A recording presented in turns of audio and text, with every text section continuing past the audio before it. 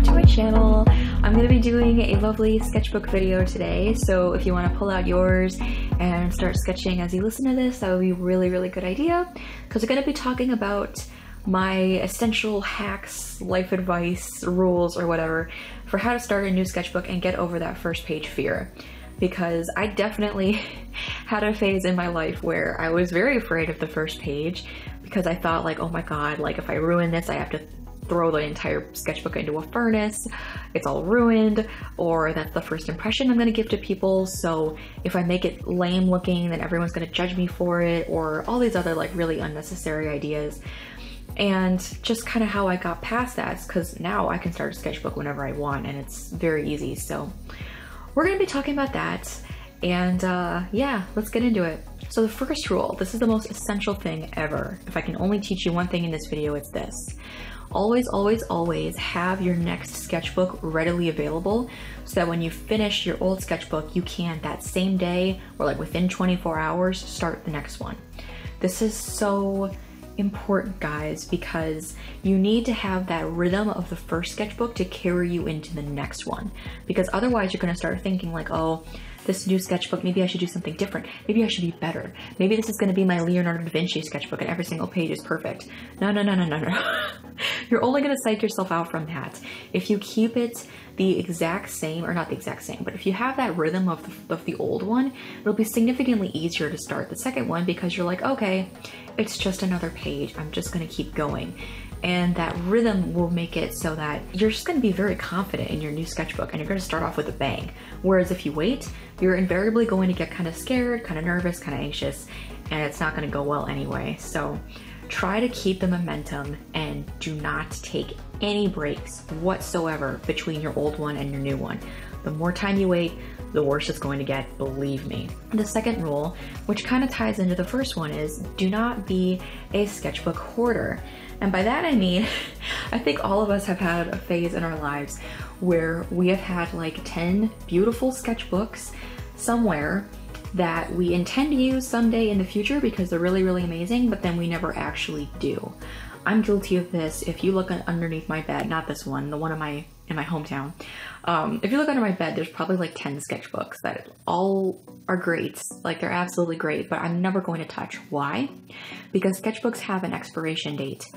Right after you buy them, they have that new amazing feeling that we really enjoy, but that newness only lasts about a week or two, and after that they're just kind of, it's same old, like you've seen that sketchbook before and you're no longer really like excited to use it. And if anything, you're just gonna feel guilty because you're like, oh, I need to use this baby, it's so pretty, but I'm not good enough for it, it's so good. No, shh, you are good enough for it. But if you accumulate a whole bunch of sketchbooks, one, you're wasting your money, which is huge, and two, you're just going to cause even more anxiety. So what you need to do is, in the last, like when you have like that 20 page left of your old sketchbook, that's when you should go out and buy your next one, because you're going to be super jazzed to start that sketchbook, right? Because it looks really cool. So then you're going to want to finish your old sketchbook as soon as possible, and then you're going to immediately want to start into the next one. Again, that momentum, you need to keep it going so that you can go to the next thing and have a really fun time with it. The third rule, this one might sound a little strange, but bear with me, is to not buy the same sketchbook twice in a row, or maybe just don't buy the same sketchbook twice, period. When I was in high school, I would discover some kind of sketchbook that I really liked because it had really nice paper, or the binding was cool, or there was something about it that I enjoyed. So I would just buy that one over and over again. And what always happened, and it took me like so many years to figure out, but the first sketchbook, like the first one that I would do of that brand or whatever, would come out amazing, because I'd be like, this is the best sketchbook ever, and I would just like go to town and I'd fill it up and it looked amazing. And then I would get the next sketchbook and I'd be like, it has to be as good or better than the first one. So what would happen is, of course, I would get really stressed and perfectionist-y about it, and the word perfectionist should not even be in your vocab. Like, do not go for that, period.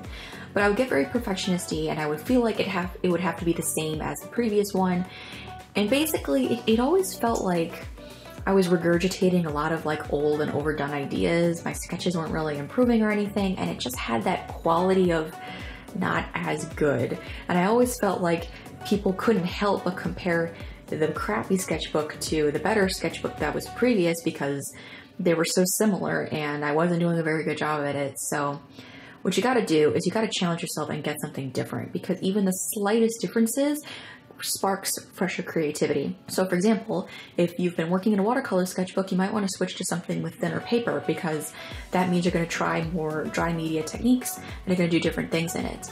Or if you have like really shitty paper, maybe you want to level up and get something with mixed media paper or something thicker, and that way you won't want to do maybe some more paintings or stuff.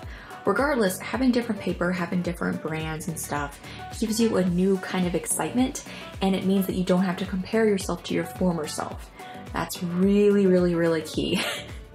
So get yourself something new and exciting. The last several sketchbooks I've gotten have all been ridiculously cute and completely different from one another, and I really enjoyed the challenges and the easiness. I don't know, the opposite of challenge, but you get what I'm saying here.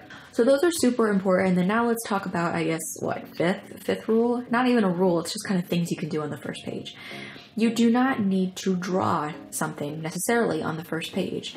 I understand that part's the hardest part, because the first drawing, like, if you're just not in it that day for whatever reason, that thing is going to glare at you every single time you open up that damn sketchbook. So I get it, it makes perfect sense, right?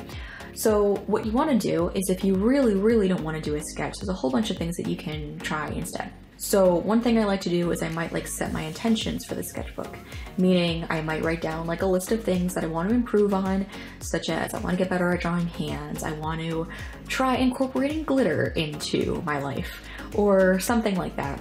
Because I started mine at the beginning of 2018, this was kind of easy for me. I just like wrote down some resolutions from the year and it came out really awesome. And then I also found like a little inspirational quote from a magazine and I put that in there too because it was cute and I liked it, and blah blah blah. So worst comes to worst, if you can't figure out what you want to do, you can of course write things down that you want to get better at, or paste things in. When I started the sketchbook, I broke my own rule and there was like a 2-week lull in between and I kind of had a hard time starting it. So I ended up just sticking in a lot of stuff for the first several pages, just like gluing random crap. And that kind of got me like used to it, and I didn't have that fear of like the new sketchbook anymore, because I was just like, all right, this is fine, I'm just going to keep going, and it was okay. If you don't want to write, if you don't want to do something like that, what you can do is a myriad of things from the bullet journal community, like a habit tracker, or frick, I don't even know, there's so many. There's a lot of things you can steal from there. Or you can do like a whole page of stickers or candy wrappers that you found. That's something that I've done in the past. Or you can draw like a little miniature version of yourself, like a little chibi version saying, hey, this is my sketchbook. Or, oh gosh, there's so many. I've seen people, they've done like watercolor palettes kind of, where they'll take like their watercolor set or paint set or something, and they'll just like swatch all the different little colors or something. That might be a cool idea. You can reference that. Regardless of what you do, there's probably a million things out there that maybe you haven't tried, and that might be really fun. You could smear glitter on the first page if you really want, and it'll still look really good. And to add to like the whole you don't need to be afraid thing, most people forget what the first page looks like after like the 5th page, because they're just like flipping through and they're just kind of absorbing. So the first page is not nearly as important and life-changing as you might think. So get over that mentality, and I think you're gonna be okay. And of course, keep experimenting, keep trying different things. I'm hoping I can incorporate glitter into my sketchbook, but crossing fingers isn't like get all over my backpack and stuff, you know, you never know. So yeah, if you are someone who really likes sketchbooking and you have some really cool ideas for your first page, leave a comment down below, because all of us would love to see that, including myself. And if you need some sketchbook inspiration, I have a ton of sketchbook tours on my channel. There's a whole playlist, everything's nicely organized. You can go through there and watch some and get some ideas. That'd be a cool idea. And if you're already in my channel already, you might as well hit the subscribe button or the bell icon, because then you can see more content, and that would be super cool of you as well. So yeah, leave a comment, hit the bell icon, and have a kick-ass day. Catch me on my other social media, and I don't know what else I can say, so have a good one guys, and I'll see you in the next video. Bye!